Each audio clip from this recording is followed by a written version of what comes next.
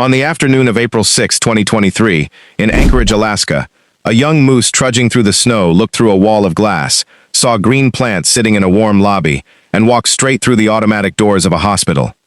Nobody let it in. The doors did what they were built to do. A motion sensor read a 1-year-old moose the same way it reads a person, and it opened.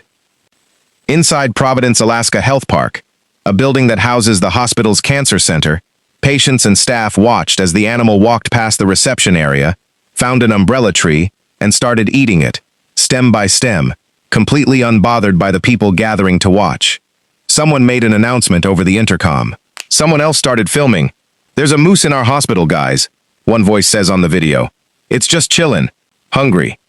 For the next several minutes, hospital security and a handful of bystanders tried to talk a wild animal out of a building using the only tools they had, a pushed-in love seat, a few broken branches, and patience.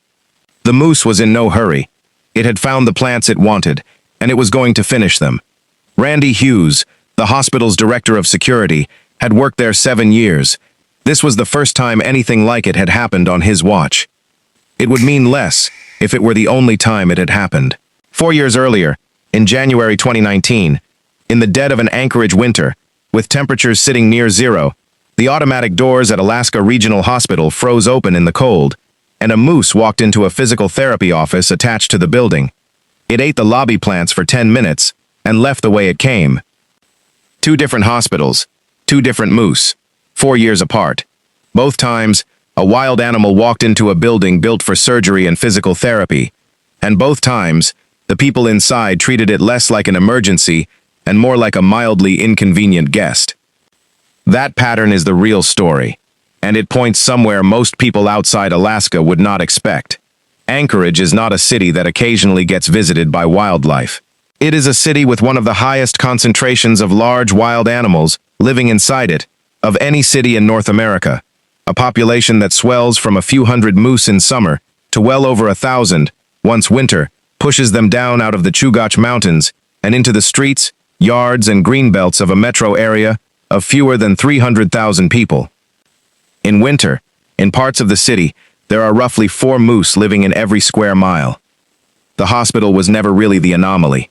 The hospital was just the one time the cameras were rolling. The moose in that hospital lobby was not a fluke of nature finding its way into a place it didn't belong. It was standing exactly where a century of accidents had built a home for it. In 1900, an explorer surveying the land that would become Anchorage struggled to find moose there at all.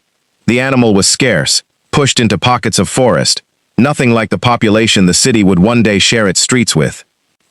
Then, in 1915, the Alaska Railroad broke ground, and the workers who built it hunted the last of the local moose, nearly to nothing to feed themselves. Anchorage exists because of that railroad. The city that would one day have a moose problem was founded by the same wave of people who wiped its moose out. What saved them wasn't protection, it was an accident. The fires those same workers and early homesteaders set, mostly by carelessness, burned down the mature spruce forest that moose cannot eat, and in its place grew exactly what a moose needs to survive: young birch, willow, and shrub, low enough to reach, dense enough to feed a herd. Without meaning to, the people who founded Anchorage built a moose pasture where a city was supposed to go. By the early 1990s, that accident had paid off past anyone's expectations. More than 2,400 moose were living in and around Anchorage, a historic high, and the population outgrew what the land could support. Then came the winter of 1993 and 1994. Heavy snow buried the browse the moose depended on. Too many animals competed for too little food, and in a single season, roughly 1 in every 4 moose in Anchorage died. The population that walks through the city today, the one that produced a moose in a hospital lobby in 2019 and another in 2023, is what was left standing after that collapse, and what has held on, at an uneasy equilibrium, in the decades since. The moose that survived the winter of 1993 inherited a city built entirely around a different animal, the car. And every year since, that inheritance has come with a body count. Alaska has one of the highest rates of moose vehicle collisions anywhere in North America. State wildlife officials report an average of roughly 500 reported collisions a year on Alaska's roads, and their own estimates suggest the real number runs higher, since not every collision gets reported. In hard winters, that number can nearly double. A peer-reviewed study of Anchorage alone, published in the Journal of Trauma and covering just 5 years, from 1991 to 1995, documented 519 moose vehicle collisions in that window. 120 of them injured someone. 158 people were hurt.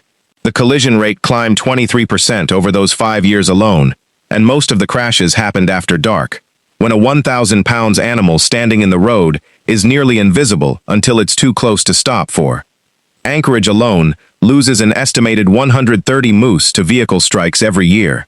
Statewide, that number climbs past 600. Between 1996 and 2006, 17 people in Alaska died in crashes caused by hitting a moose. Fencing and better lighting on the worst stretches of highway have cut collisions by as much as 80 to 90% where they've been installed. But a city cannot fence off every road a moose might cross, and Anchorage has never tried.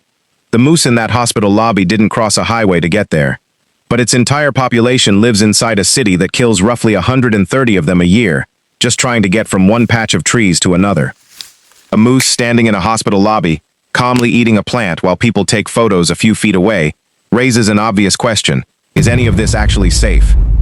The honest answer starts with a number most people don't expect. Alaska's own wildlife department reports that moose injure more people every year than bears do, not because they're more aggressive by nature, but because there are so many more of them living so much closer to people. The clearest, worst version of that risk happened in January 1995, on the campus of the University of Alaska Anchorage. A cow moose and her calf had been harassed for hours, students throwing snowballs at them, agitating an animal that had nowhere to retreat to. A 71-year-old man named Myung Chin Ra was walking past when the cow, already pushed past its limit, stomped him. He died from his injuries. Days later, the same moose charged a professor on his way to class. He escaped with only scrapes. Wildlife officers tracked the animal down and killed it. That is the worst thing a moose has done to a person in Anchorage in living memory. And it did not happen because a wild animal turned violent for no reason. It happened because a mother moose, cornered and provoked for hours, defended her calf the way any cornered mother would.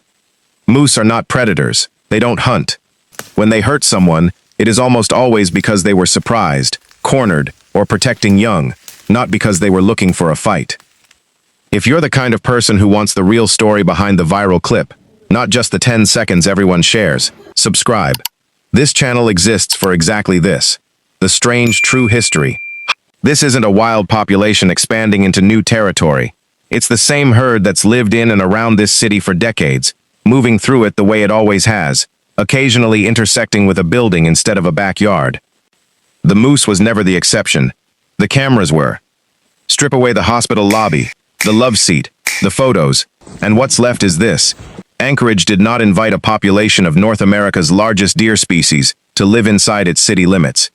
It accidentally built the habitat that pulled them in, and today, hundreds of moose in summer and well over 1,000 in winter share a metro area of under 300,000 people, mostly unnoticed, killed on its roads by the hundreds every year, in an arrangement most American cities would consider impossible, and Anchorage simply calls Tuesday. That's the whole story. Not an invasion, not a threat. 100-year-old accident of forest fires and railroad workers, still playing out every winter in the hills above the headlights, in the yards behind the houses, and, once in a while, in the lobby of a hospital. Back in the lobby at Providence Health Park, the moose finally had enough, not of the plants, of the crowd. It turned, walked back through the same automatic doors it had wandered in through, and stepped out into the Anchorage afternoon. The people who had spent the last several minutes coaxing it out with a love seat and a handful of broken branches watched it go, and some of them cheered. It didn't run. It didn't look back. It crossed the parking lot, found a patch of grass, and lay down for a nap, a few hundred feet from the cancer center it had just walked out of, as if nothing unusual had happened at all. Nothing did. Not really. Not in Anchorage. Nobody in Anchorage is trying to solve the problem of moose wandering into hospitals, because most people there don't experience it as a problem. It's simply what it costs, and what it looks like, to build a city on top of the best moose habitat in North America, and then decide to stay. Somewhere in the hills above Anchorage tonight, in the birch and the willow that grew back after the fires nobody meant to start, the moose are still there, the way they've always been. Most of the people sharing that city with them will go their whole lives without ever finding one standing in a hospital lobby. But every winter, some of them will.